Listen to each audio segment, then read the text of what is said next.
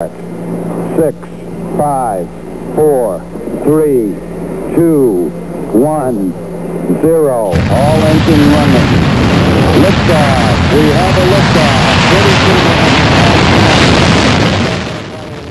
This was me, a few days ago, jetting off to perform on the moon for all the astronauts and shit. I was excited. I was as excited as a dog at the mere suggestion of a walk, until I realised I were to be joined by New Bit Norman. New Bit Norman were a pain in the arse. He were one of those comics who always told you about his new bits. He had a bit for everything, and apparently, according to him, he always killed. Bit shaky, ain't it? Reminds me of a bit I have about Parkinson's.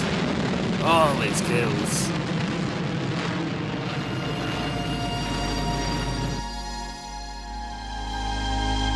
It's coming up 3 days now, and we're almost at the moon. Earth looks beautiful from here. Isn't the Earth beautiful? I've got this bit, you know. It pokes fun at the globe earthers and how they think the Earth is shaped like a ball. It always kills. I might do it tonight. Or today, rather. I don't think they have day and night on the moon. I'm actually working on a bit about that, and it goes like... Alright, lads. Just letting you know, we're about to begin our descent to the moon, so you might want to put your seatbelts on, lad. No problem. Do you get it, Magic Matt? No problem. That's what he The moon is quite an amazing place. It's not until you've set foot on the moon that you can actually fully appreciate as to why people thought the moon landing were fake. It's 'cause it is fake. Let me explain.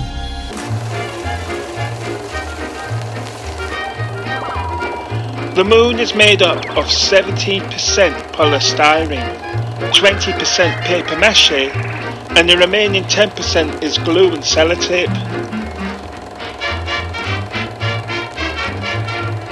Phil Spector created the moon, building it as a state-of-the-art recording studio.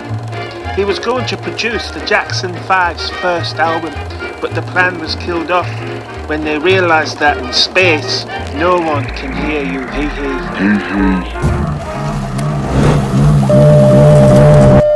The moon is now the #1 holiday destination for the rich and the famous. Luxury hotels, shopping malls, casinos, theme parks, a golf course, paintball, fishing, even a zoo.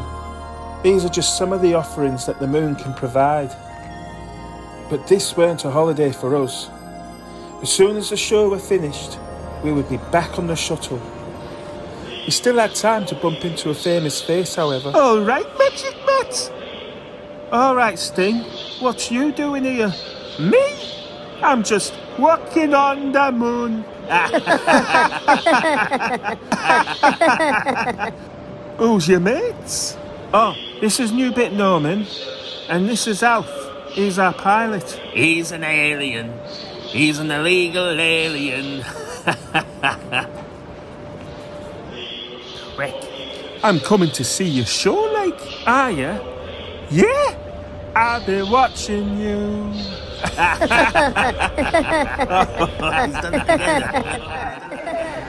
The comedy club was in the process of being built, which meant we had to perform out in the open. Norman was first.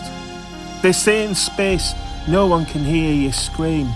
They should also add to that, if you happen to be at a stand-up comedy show in space and New Bit Norman is performing, there is a good chance no one will hear you laugh too.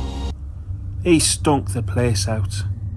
Not an empty seat in the house tonight, I see. You could say we have a full moon. Not that Norman noticed, mind. As he explained in the green room during the break. Great audience tonight, really fun. One of them audiences where they don't laugh so much, but you can see in their faces that they are loving it. You'll have fun, Magic Matt, but just don't expect too much from them, if you know what I mean.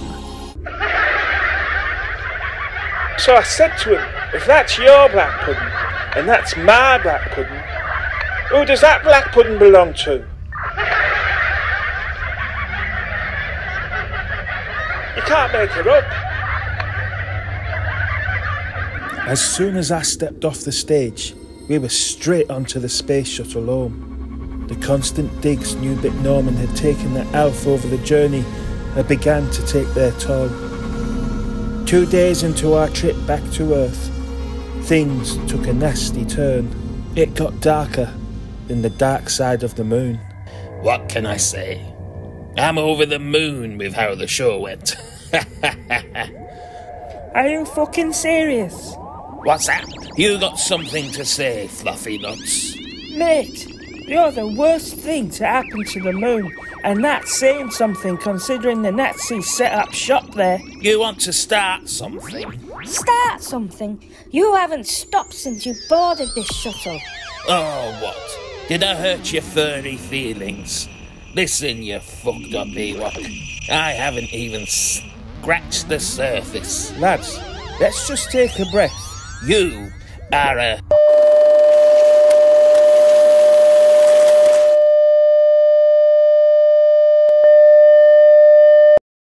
Norman, that's too far, son. Oh, really? Why? Is he gonna cry? Instead of crying, why don't you go and get us some lunch, you hairy turd?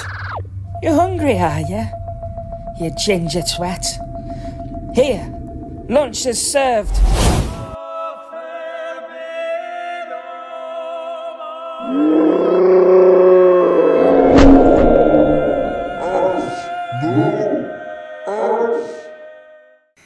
You racist, homophobic, oh, you ginger, alienist. Alf, no! Alf!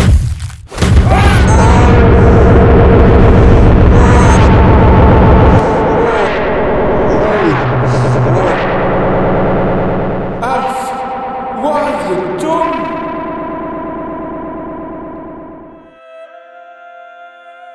New Bit Norman were dead. We think. After much debate, we both thought it would be best if we told everyone that there had been a malfunction with the shuttle, and that Norman had volunteered to go out and try to fix the problem, which he did successfully, but sadly, he was struck by a passing satellite, probably Russian. Alf found a quiet part of space to park in. He popped Norman into his astronaut suit. Alf lowered the hatch, and I gently pushed Norman's body out into the infinite expanse.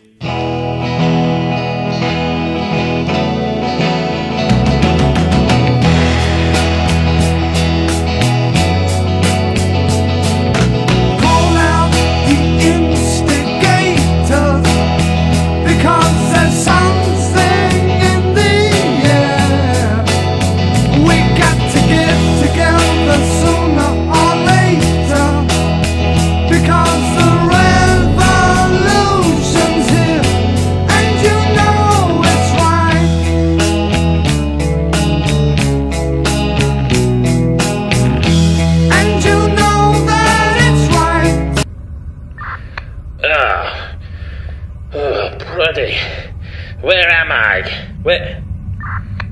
Oh, shit. This reminds me of a bit I have.